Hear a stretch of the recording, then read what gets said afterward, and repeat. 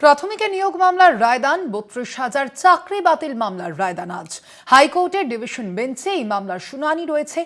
আমরা দেখেছিলাম চাকরি বাতিল করেছিলেন তৎকালীন বিচারপতি অভিজিৎ গঙ্গোপাধ্যায়। ২০১৪ সালে টেট, ২০১৬ সালে প্রাথমিকের নিয়োগ প্রায় ৪২,৫০০ শিক্ষক নিয়োগ হয়েছিল এবং তার মধ্যে ৩২,০০০ চাকরি বাতিল হয়েছিল। এবং এই সম্পর্কে আরো বিস্তারিত জানবো আমরা। আমাদের সঙ্গে এই মুহূর্তে সরাসরি নিউজরুম থেকে রয়েছেন আমাদের প্রতিনিধি পীযূষ কান্তি নাগ। পীযূষদা, অভিজিৎ গঙ্গোপাধ্যায়ের তৎকালীন বিচারপতি ঠিক কি রায় ছিল এবং এতদিনের যে শুনানি প্রক্রিয়া, সেই শুনানি প্রক্রিয়ায় হাইকোর্টের কি পর্যবেক্ষণ ছিল?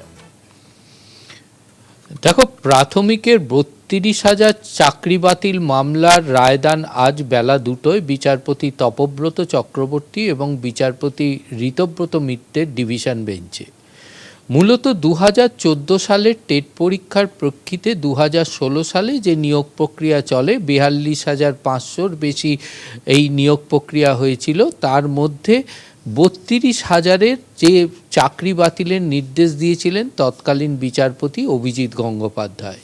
সেই পাশাপাশি বিচারপতি অভিজিৎ গঙ্গোপাধ্যায়ের পর্যবেক্ষণ ছিল যে যাদের চাকরি বাতিল হচ্ছে তারা সেই মুহূর্তে চাকরিতে বহাল থাকবেন, তবে ৩ মাসের মধ্যে রাজ্যকে অর্থাৎ পর্ষদ কর্তৃপক্ষকে তাদের নিয়োগ প্রক্রিয়া সম্পন্ন করতে হবে এবং ততদিন পর্যন্ত ৩ মাস পর্যন্ত তারা চাকরিতে বহাল থাকবেন। এরপরেই বিচারপতি অভিজিৎ গঙ্গোপাধ্যায় সেই রায়কে চ্যালেঞ্জ করে তৎকালীন ডিভিশন বেঞ্চের বিচারপতি ছিলেন বিচারপতি সুব্রত তালুকদারের ডিভিশন বেঞ্চে আবেদন জানায় পর্ষদ এবং রাজ্য। যে আবেদনে অন্তর্বর্তীকালীন স্থগিতাদেশ জারি করেছিলেন বিচারপতি অভিজিৎ গঙ্গোপাধ্যায়ের রায়ের ওপরে, কিন্তু তাদের যে নতুন করে নিয়োগ প্রক্রিয়ার ওপরে কিন্তু কোনো রকম স্থগিতাদেশ জারি করেনি ডিভিশন বেঞ্চ। অর্থাৎ নতুন নিয়োগ প্রক্রিয়ার ক্ষেত্রে কিন্তু সেই রায় বহাল ছিল।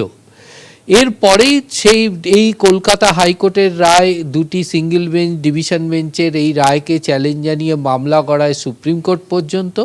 সেখানে চাকরি যারা হারা তাদেরকে দাবি ছিল যে তাদের বক্তব্য না শুনেই বিচারপতি অভিজিৎ গঙ্গোপাধ্যায় তাদের প্যানেল বাতিল করেছেন, এই ৩২,০০০-এর চাকরি বাতিল করেছেন। তাদের আত্মপক্ষ সমর্থনের সুযোগ দেওয়া হয়নি। এরপরেই সুপ্রিম কোর্ট নির্দেশ জারি করে যে এই সামগ্রিক বিষয়ে যারা চাকরি হারা তাদের সমস্ত বক্তব্য এবং মামলার সঙ্গে সংযুক্ত সকলের বক্তব্য শুনতে হবে কলকাতা হাইকোর্টের ডিভিশন বেঞ্চকে। ইতিমধ্যে বিচারপতি সুব্রত তালুকদারের অবসর গ্রহণ করেন। তারপরে মামলাটি চলে যায় বিচারপতি তপব্রত চক্রবর্তী ও বিচারপতি ঋতব্রত মিত্রের ডিভিশন বেঞ্চে।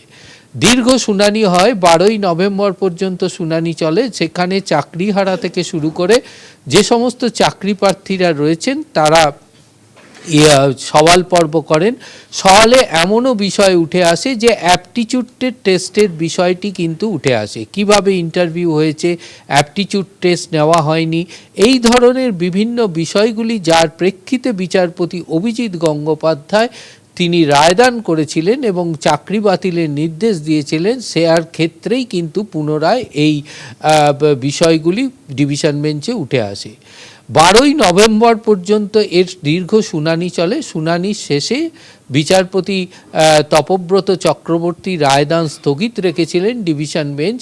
আজ বেলা 2টোয় এই রায়দান করবেন বিচারপতি তপব্রত চক্রবর্তী এবং বিচারপতি ঋতব্রত মিত্রের ডিভিশন বেঞ্চ, এবং তার উপরেই নির্ভর করবে প্রাথমিকের এই ৩২,০০০ চাকরি হারাদের ভবিষ্যৎ।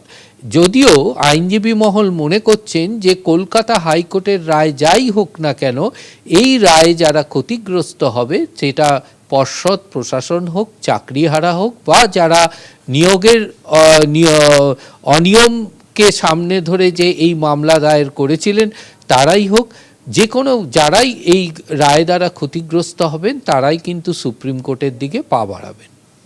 ধন্যবাদ তোমায়। আমরা কথা বলছিলাম, আমাদের সঙ্গে সরাসরি নিউজরুম থেকে ছিলেন প্রতিনিধি পীযূষ কান্তি নাগ।